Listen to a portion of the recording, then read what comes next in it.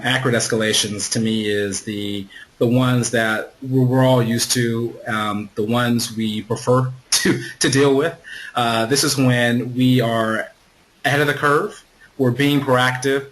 We are being preemptive. We know something's coming, and we know that there may be a change to either budget, schedule, or resources. And this is the proactive stance as a program lead, project lead, etc., and trying to get in front of the executive. So everything holds true. I'm not going to spend too much time on this one because I'm assuming that everyone knows how to manage the accurate escalations. Same tenets apply. Consistent status reporting view, having the right trade-off scenarios, being in front of leadership, and then also really managing, having the project management processes in place. So this is really everything's in control, it's vetted, and it's proactive.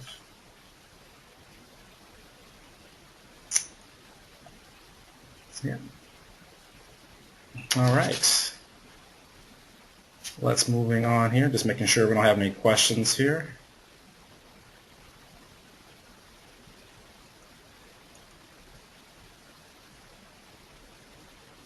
Yeah, so the first question we have is the first question we have from Mike Alpert is, can you give me an example of a fact-based versus an emotional-based escalation? That is a great question. So for example, a fact-based escalation. Let's say that you are leading a business intelligence project initiative where you're building a brand new data warehouse. And on that initiative, you have key deadlines, and you know that your critical path to completing the project is finishing maybe the design spec for a particular data source or data system. And you know that that particular deliverable is 2 weeks behind schedule, and you know the impact of that particular deliverable being behind 2 weeks will slip the whole project by another 2 weeks. So that is a fact-based escalation. It's based on the plan. It's based upon the start and end dates, the work estimates that you have in your work plan. You know that if this deliverable is not delivered, there's a downward impact from a timeline and schedule standpoint. So that's really a fact-based escalation. Emotional-based escalation is where it's basically not fact-based. It's someone that kind of comes up and kind of throws a flag. Well, stuff doesn't seem to be going right. It doesn't feel right. It's not right. But there's no fact behind it. There's a recent situation where we were involved with the client, and one of the client representatives, I'm not sure if she was used to working with consultants, or maybe the project that was taking on was probably bigger than what was the magnitude that was bigger than other previous projects. And she was constantly in front of the CEO raising red flags that this is not working, that's not working, this is not working, that's not working, and she didn't feel comfortable that we were on track. But there was nothing there that was concrete based. So what we do, we will pull out our consistent status reporting view, our program status scorecard, our project scorecard, and help and have her point out where things aren't going right, because we were basing our stuff off a fact-based reporting view, and not hearsay, not how I feel. It doesn't feel right. It's not comfortable, but more about fact-based. So that's really kind of the difference between fact-based versus emotion. Mike, I hope I answered your question. Great. All right. So let's go on to, and please, if you have questions, feel free to throw them in the chat window, and I'll answer them as we go. And remember, feel free to tweet hashtag escalations with your comments on social media as well. With the next area we'll talk about is really late escalations. And this is really when, as a lead, as a project, as a program manager, you are caught off guard because there's someone on your team that has previously said that I'm on track, and then all of a sudden an important milestone or deliverable is missed. And this really tends to happen when you have team members that kind of work in silos. There's siloed thinking. They're not really communicating as such to the lead of the project about what's going on. So this is really another example where it's reactive and where it's surprise, and you have to figure out how to manage that. And it's really where you really have a miscommunication that has occurred among the team. And then also, if we think about, going back to the DISC assessment and how we kind of measure the behaviors, the DISC, for this one, individuals that tend to kind of fall into this category that may have missed a milestone and that may not have been escalated are really in the kind of the high C and high S, meaning they don't like to be rushed. They want to take their time. They want to get it perfect. They may not necessarily care about the timelines that need to happen and the ricochet or the impact of not delivering according to timeline. So that's kind of the DISC and the behavior method that you normally see when individuals have that kind of silo thinking, and they're not really thinking about the overall big picture standpoint and what's the implications of them not making a timeline or a key deliverable. Particularly when you have these late escalations, if it really is on the extreme or the high importance that there's a late escalation and a late deliverable missed, it means that most likely there is some impact to schedule, timeline, or resources or budget. With that, one of the key strategies for managing the late escalations is really using trade-off scenarios. And what do I mean by that? Given that your senior leadership, your C-suite, CEO, CIO, COO, CMO, CFO, or any of your EVPs, SVPs, they're high Ds, and we talked about before. Dominance, they want action, they want a plan, they're driving, they're forceful. So to react to a late escalation, you really need to come to the table with options and trade-offs, and those are called trade-off scenarios. And what that is we know we missed a deliverable, and it's an impact to our timeline, schedule, etc., or budget. But here are some options that we can do to get the project back on track. And normally with the trade-off scenarios, you give 3 options, and one option is probably less likely, less feasible. Your middle option is one that is probably somewhat feasible but not your preferred, and your third option is really the one that you really want the executives to agree to. So I have a template here that we'll go through. So we look at the trade-off scenario template. When you come up with your 3 options, you're normally going to talk about, well, here's the option, here's the scope of the option, and what's different. Is there a change in scope, change in budget, change in timeline? What's the revised delivery date? What's the pros and the cons to each option? Are there any dependencies? Are there dependencies within the organization with other business units, other teams? Are there external dependencies with vendors that you're waiting for delivery on? And then ultimately, what you want to do with those 3 options is pick one and recommend one to the senior suite. And what this does is, from a leadership standpoint and a project and program management standpoint, what this does, it gives you the ability to come into the conversation, even though it's not going to be an easy one, but you come in with a fact-based view of how to handle it, and you also create a sense that you have the project under control and that you're managing the late escalation. You acknowledge that there's late escalation or a mistake, but this is how we're going to deal with it. Here are our options, and here's what I recommend.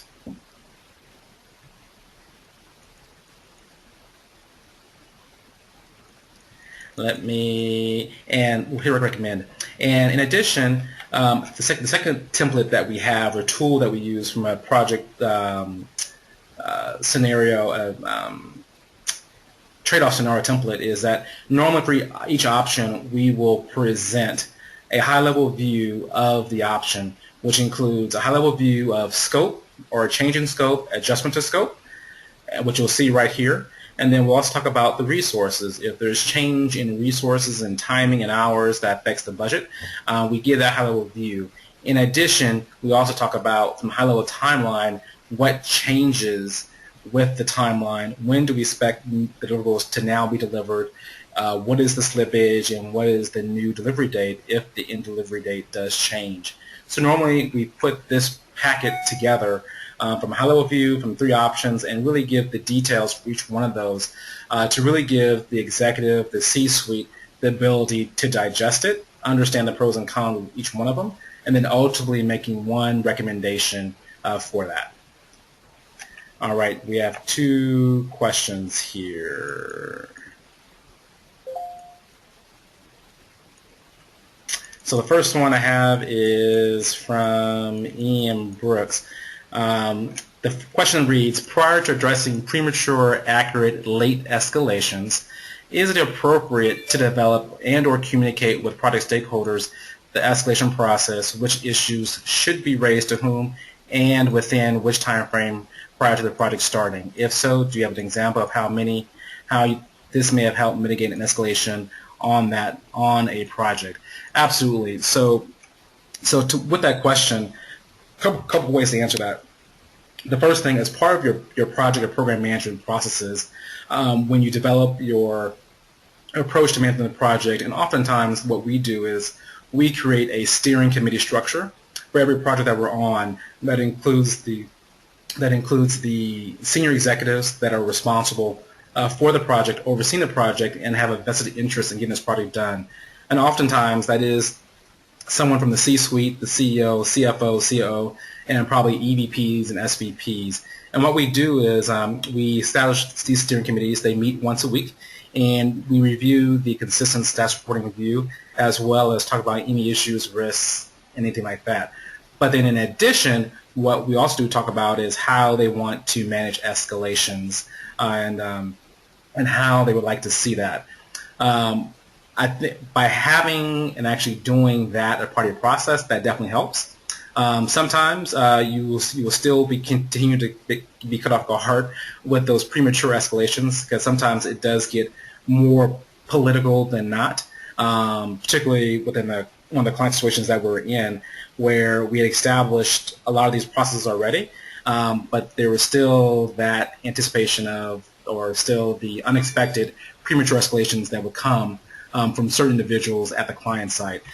So it still begged a challenge, but it did lessen the impact of having premature escalations, because as soon as one of those premature escalations came about, we got an email at midnight from the CEO or CFO around what was going on. So it definitely helps to mitigate that, but depending upon the political nature of the environment or the project and program, it may still happen, but hopefully it will mitigate that. So, Mr. Brooks, hopefully that answered your question. I have a question from Portia as well. What strategies have you used to establish a consistent understanding across the project team of when, what to escalate, and the appropriate path of escalation? Great question. Normally with every project, what we do is we have a project kickoff meeting, and a part of that project kickoff meeting, we will go through a number of things. We will talk about, one, to confirm the scope, the business objectives for this project, as well as what are the business drivers and what we're trying to accomplish, and how it affects the bottom line of the business. Two, we will also talk about the overall team structure, who's on the team, who has what role. And then also the third thing, we'll go through the project and program management processes. Everything from risk management to escalation management to issues, how they want to manage the work plan, status, and everything else. So those are so part of our process, we vet through all those program management processes and make sure that we answer questions coming from the team to make sure they have any questions. Then also what we'll do is also we will post that to a shared directory to our team site, normally in SharePoint or some other shared space, Google Drive, something like that, so it's easily accessible. So what we try to do from a KW3 standpoint in our projects is really communicate that early on during the project and make it well known of the escalation path and the process that we have. So Portia, hope that answered your question. Any other questions there? And I think that's all the questions I have at this point. Ian and Portia, thank you for the questions. Once again, if you have questions, feel free to insert those into the chat window or the questions box, and we'll answer them kind of as we go. So just kind of summing up with the late escalations piece, as I mentioned, we just kind of walked through the trade-off scenario template. The trade-off scenarios is really the ultimate key to managing late escalations. The tone in the room is going to be high and very probably tense as I might expect, because no senior leadership individual wants to know of an unsurprised escalation wants to know about a surprise escalation coming from a late escalation. So giving the trade-off scenarios, working with the consistent staff supporting view is really going to help lead with a fact-based way, which will hopefully calm the concerns and calm the fears and really assure the leadership team that you really have it under control.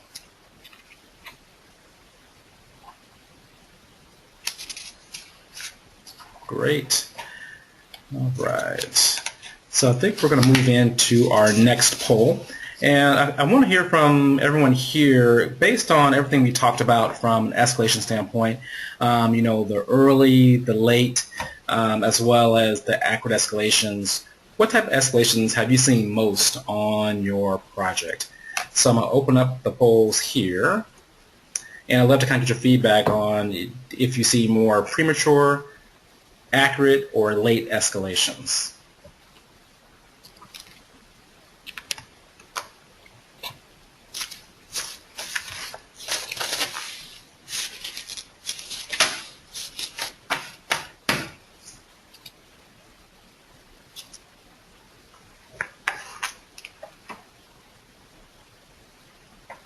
Okay, give you another 10 seconds to answer.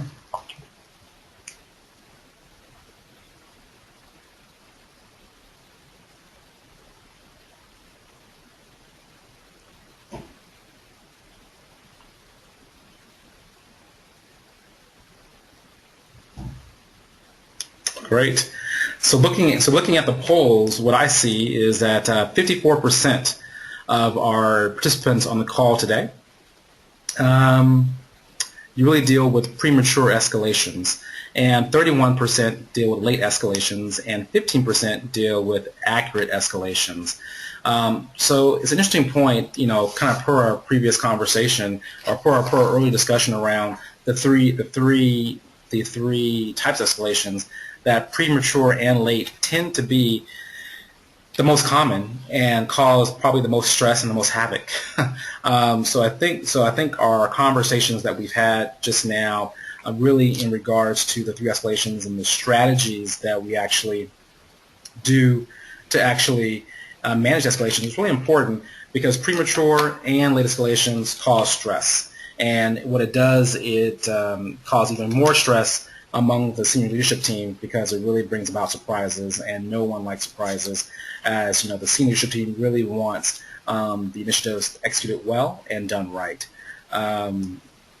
So thank you for your feedback on that one. Is there anyone, I can open up the call here. Can anyone give an example of maybe a premature escalation and kind of their thoughts and kind of how they've handled it previously? And you can raise your hand, and then I can call on you.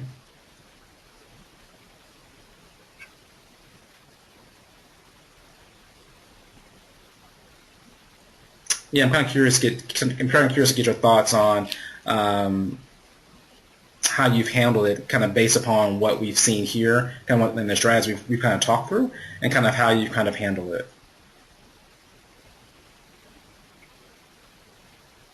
Anyone want to comment on that?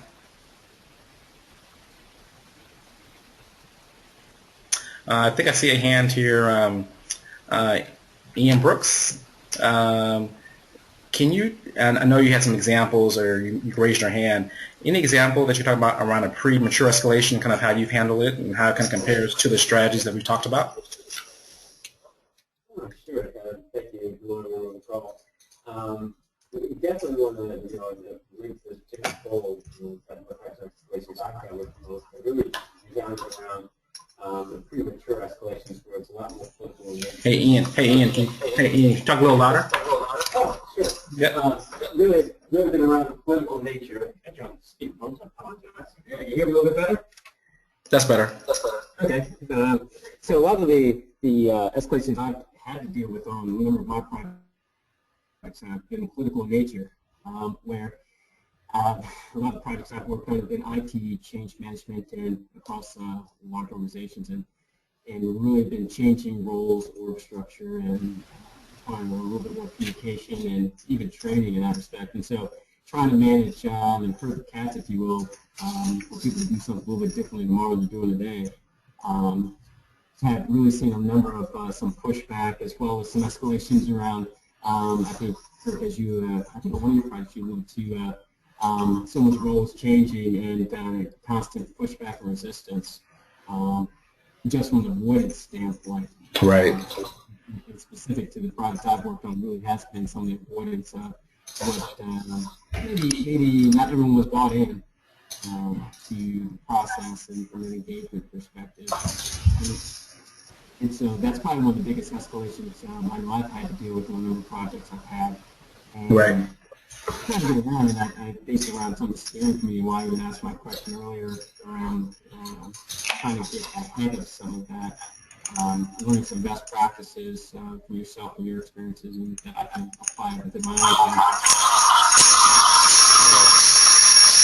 Right. Got it. Cool. No, thank you. Thank you, Ian. I appreciate the feedback. So absolutely. So as you see from Ian's example, and then what we talked about, the premature late escalations, definitely top of mind, and definitely probably the most things we got to focus on. And hopefully some of these strategies that we talked through will kind of help you with that. So let's next go into talk about a case study. In this case study, I will give a recent example of a KW3 client that we worked with. It was a regional bank down in Southern California, and we were managing and leading and implementing a business intelligence project. With this particular project, this was mandated by the CFO. The bank had gone through a number of acquisitions, and the CFO was having a really, really tough time in pulling together all of the stated financials that needs to be reported to the street, to the 10K, 10Q, just given that there was so much mergers and acquisitions. Everything was different systems. A plus 1 plus 1 didn't equal 2. So given that, he had a heck of a time trying to pull together all of the necessary data so he can produce all the annual report type of information and data. So the bank had actually hired someone, and that person was on the ground maybe about 3 months or so, and had not made any progress whatsoever. And our day 3 on the project, the client actually fired the head of this project, and the CEO called us in the very next morning at 8 a.m. saying, "Can we actually do this project? Can we implement this project?" And the answer was yes, of course. And very quickly we had to create that consistent status view and reporting structure to get him to feel comfortable, because we knew that this project was going to be a very intense one. It was going to be one that would probably have escalations in it, just given the nature of how it all started and the easiness of the executives. So we kind of created that consistent status view. We established all of the appropriate process at place and how we wanted to do the steering committees on a weekly basis and everything as well. The challenge came in is that there were a couple of resources on the actual project from the client side that weren't happy that we were there, and they were very nervous about what was going on, very emotional driven, not necessarily fact based. And then ultimately, at the end of the day, to be quite frank, they wanted to be the heroes of this project, not the outside consultants coming in, and they wanted to be the heroes of the project. And we did our best to partner with the resources to get their feedback, to develop that partnership. And ultimately, that still wasn't working. So what happened throughout the course of the project was many premature escalations that were not based on fact, but they were based on emotion. We received midnight emails probably at least a couple times a week from the CEO about one thing or another. We were called to the offices at 7 a.m. in the morning to meet with the CFO and the CEO and whoever else needed to be there to talk about the premature escalations. And the challenging fact is that it was just the level of disruption that these premature escalations happened and how much churn we had to do. And ultimately, at the end of the day, the client resources that were causing these premature escalations really wanted to be the hero. And they were really looking for the opportunity to get more face time with the executives, so they could help prove their worth, but definitely at the project's expense from that standpoint. So very, very challenging project. The CEO was like a pit bull. He was very driven. He was tenacious. He was very blunt, driving. He wanted the facts. He didn't like excuses and all that. So it definitely caused a lot of churn on the project. With the stats reporting definitely helped. From a solution standpoint, like I mentioned, the stats reporting that we have there helped big time. Our premise was to stay with the facts and be fact-driven and only talk about the facts. And if there were questions that were maybe more emotion-based or were less fact-based, we asked for supporting detail to support that. In addition, we did also request additional time with the executives on top of the steering committee meetings, more regularly with the CFO to meet with him every other day to review status, so we could be more proactive and get ahead of any premature escalations that may come up even further. And so we would meet with him every other day. And we actually included the individuals that were causing the premature escalations. We actually included them in the actual conversations with the CFO as we reviewed status, and to help kind of limit some of the swirl. It helped a lot, and interestingly enough, the ones that actually caused a lot of the havoc and the churn with the premature escalations, they only showed up half the time. Because we were, once again, leading with facts and getting more and more face time with the executives to bring this project to closure. And ultimately, the project was delivered on time, but definitely a lot of churn, a lot of cycles in dealing with the premature escalations. Let me see any questions out there. Let me see. Got one question coming up here. The first question is, how exactly do you define escalations? With that one, it really is, if you think about a project, with any project or program, you have a budget, timeline, and resources. With that, if any one of those three pillars are at risk, that may require an escalation. So basically, an escalation is an item that requires the attention of the senior leadership team.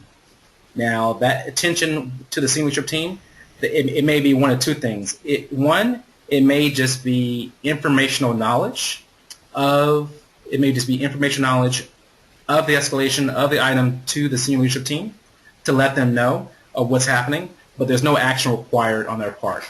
There may be another type of escalation where, the schedule, the certain level behind schedule is causing slippage downstream with the overall project timeline.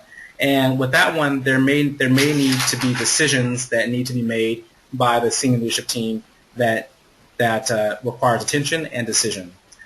So those are the two types of escalations. They're really issues that need to be that need to be made aware of to the senior leadership team. Some require action and some will, from that standpoint. So I hope I answered your question. The next question is, if you are ahead of the curve, then there's nothing to get escalated. Is that correct? In theory, yes. That is correct. If you're ahead of the curve and if you're thinking ahead of the game, that should minimize the escalations that you deal with. And that is correct. There tends to be sometimes when you do get caught off by surprise. As much as you manage to the work plan, as much as you manage to the actual team. But I agree with your point. In theory, if you're ahead of the curve and you're on track of it all, and if you're managing all of the people side aspect and all the various personalities and able to constrain those issues, and then you have a tight pulse on every person in your team with the work that's going on with the plan, it should be minimal. But that is correct. But there are those times where you're kind of caught off surprise, either due to political issues or due to the fact that you have some team members that may not raise an issue in enough time, which may cause lateness and may cause schedule slippage as well.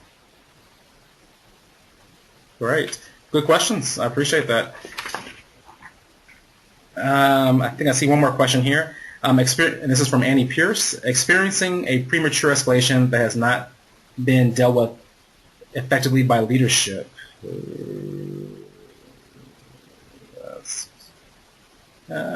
I'm not sure I understand the question. Annie, can you provide more on your question? Let me open up a line to you, and then maybe you can articulate your question, if possible.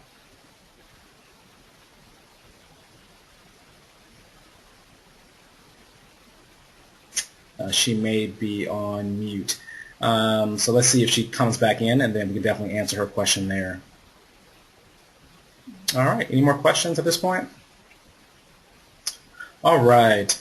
So interesting case study, a lot of premature escalations, a lot of turnaround, a lot of being on call to the CEO at odd hours of the night, midnight emails, midnight calls, meeting with the CFO in the morning time, just given the premature escalations and dealing with various individuals that really kind of caused these. And the challenge was with this one is that these individuals had the ear of these executives, which also have the ear and they always listen to them, which is great, which always kind of caused also the necessary churn that happened with some of these escalations.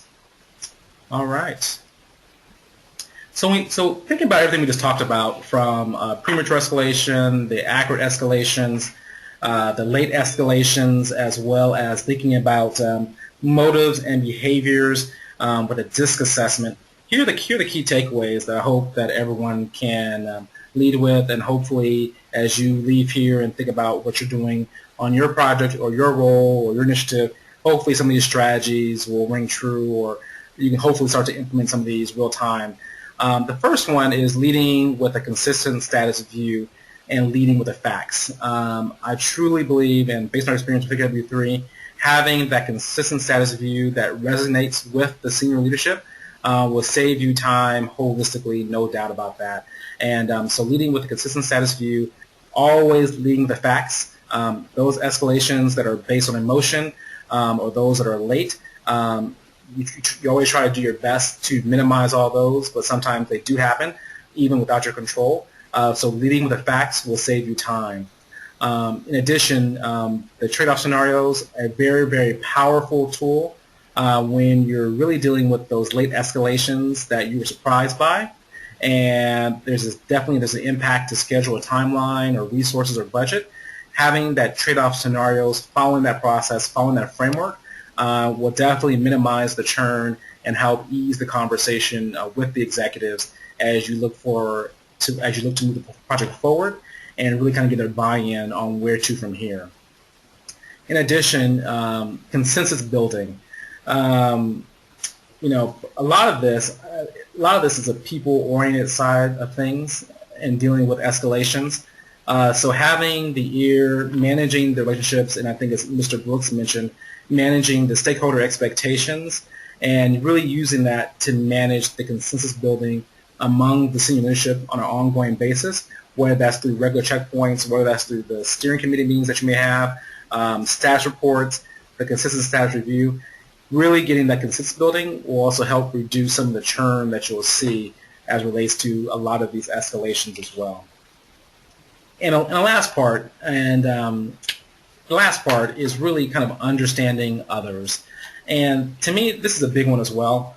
As I always say, when you run a project or an initiative or a program, whatever it may be, to do the work is pretty straightforward for the most part. It may be some challenges here and there, but oftentimes the challenges that we want to cross is really on the people side, and really understanding the people in your project, what motivates them, what are their behaviors, and how you best communicate with individuals on your project team, with the C-suite, with your senior leadership, with your sponsors. That will go a long way for you, and really either using the DISC assessment or the Myers-Briggs, whatever it may be, to really taking time to understand others and really altering your communications to their style so you can be most effective. So once again, key takeaways, there are 5. Trade-off scenarios, consensus building, consistent status view, lead with the facts, and understanding others. So hope hope those resonate, and hope we can use some of these strategies today as you kind of leave this call and kind of move forward in your current roles and current projects. So that's about it. I did want to let you guys know also, KW3 is also starting an Off the Gantt training series. Escalations is just one piece of kind of moving and kind of advancing from the project to the program management realm. And with Off the Gantt series, we really hit on the notion of the program management framework in really two parts. One, thinking about the program management skills from the status reporting, the escalation management, knowing yourself and others, which a lot of the stuff we talked about today as well, and they're all intertwined together. Then also, it's also kind of elevating the thinking as a project manager to a business-minded thinking and executive-level mindset.